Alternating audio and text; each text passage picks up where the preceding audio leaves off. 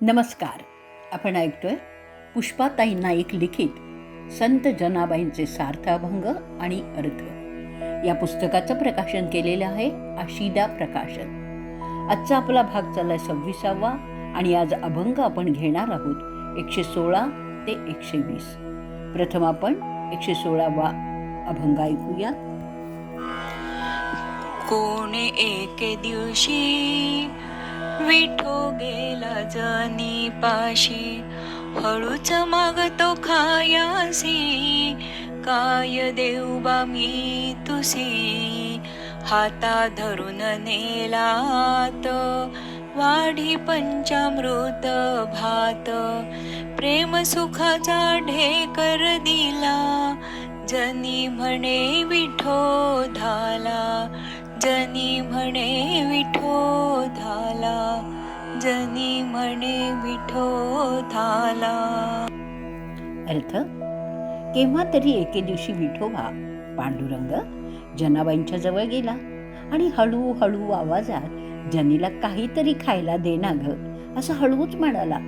तेव्हा काय रे देऊ बाबा तुला असा प्रश्न जनाबाईंना पडला आणि त्यांनी पांडुरंगाचा हात धरून त्याला आत नेलं आणि पंचामृत आणि भात वाढून दिला. प्रेमाने, आनंदाने, समाधानाने पांडुरंगाने सुखाचा ढेकर दिलाय आणि जनाबाई म्हणतायत की विठोबा तृप्त झाला. पुढचा अभंग ऐकूया 117वा. एके दिवशी वाडियात देव आले अवचित, अवघी पायास लागली, देवे त्यावरी कृपा केली, बाहेर कामासी गुंतले, देवे मजला विचारिले, बाहेर आयस वो बोलती, देव मजला हटकीती, हात धुनी जवळ गेले, कोण गे जनी हसून बोले, कोण गे जनी हसून बोले, कोण गे जनी हसून बोले. एके दिवशी देव अचानक वाड्यात आले. वाड्यातील सगळी मंडळी देवाच्या पाया पडली. देवाने आशीर्वाद दिला, सर्वांवर कृपाही केली. देवाने जनीची पण चौकशी केली आणि त्यावेळी जनाबाई त्यांच्या कामात मग्न होत्या. बाहेर आहे सोय असं देवाने विचारलं आणि लगबगीने जनाबाई हात धुवून देवाला सामोरा गेल्या आणि अगोबाई कोण तुम्ही असं हसत हसत त्यांना म्हणाल्या. पुढचा आपण अभंग ऐकूयात 118वा. दळण्याच्या मिशे विठ्ठल सावकाशे, देह बुद्धीचे वैरण, द्वैत खडारे निसून, एकलीच गाता तुझा साधव मटता, कोण तुझे बरोबरी, साध देतो निरंतरी, खूण कळली नामदेवा, विठ्ठल श्रोता जनीच्या भावा, खूण कळली नामदेवा, विठ्ठल श्रोता जनीच्या भावा. अर्थ: जनाबाई बरोबर दळण्याच्या निमित्ताने विठ्ठल सावकाश काम करायचा. काम कोणतं करायचा तर दळण दळता दळता जशी एखादी स्त्री धान्यातील दिसणारा खडा हळूच काढून टाकते ना आणि वैरण जात्यात टाकते, एकीकडे ओव्याही म्हणते.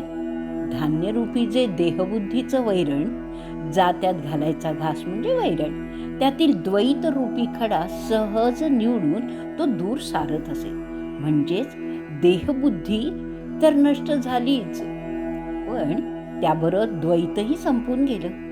त्यामुळे जात्यावर ज्यावेळी जनाबाई गात ओव्या म्हणेल त्यावेळी त्या एकट्या जरी असल्या तरी कृष्णाची साधही ऐकू येत असे. तुझ्याबरोबर दळताना सतत दुसरा आवाज येतो, कोण बरं तुला निरंतर साथ देतो असा प्रश्न पडताच नामदेवान समजून चुकलं की जनीची विठ्ठल भक्ती आणि तिचा भक्तिभाव जाणून पांडुरंगच तिच्याबरोबर गात आहे. पुढचा अभंग घेऊया 119वा. मग हसोनी सकळी पाहू देव कैसा बळी आले नाम देवा घरी प्रेमे भुललासी हरी घाले जाती आवैरण गाय आवडीचे गाणे पुढे देखे ज्ञानेश्वरा देव झाला से घाबरा जनी म्हणे पंढरीनाथा जाय राऊळासी आता जाय राऊळासी आता जाय राऊळासी आता. मग हसून सगळी म्हणत असायची की पाहू बरं आपण की देवभक्ती भावामुळे भक्ताच्या अधीन कसा होतो ते. नामदेवांच्या प्रेमामुळे हरी नामदेवाला त्याच्या घरी गेला असता भुललेला आहे.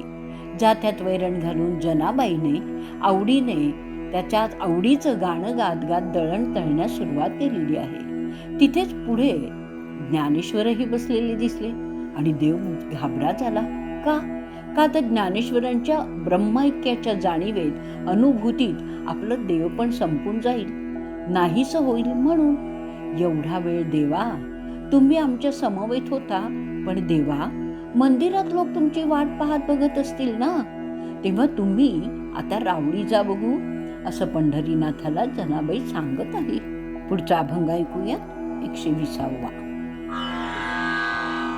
निवृत्ती पुसत कोठे होते पंढरीनाथ खूण कळली ऋषिकेशी सांगू नको निवृत्तीसी उत्तर दिले ज्ञान देवे नवल केवढे सांगावे शिववंदी पायवणी नये योगियांचे ध्यानी द्वारी उभे ब्रह्मादिक गुण गाती सकळीक जनी सवेदळी देव तिचा देखोनिया भाव जनी सवेदळी देव तिचा देखोनिया भाव.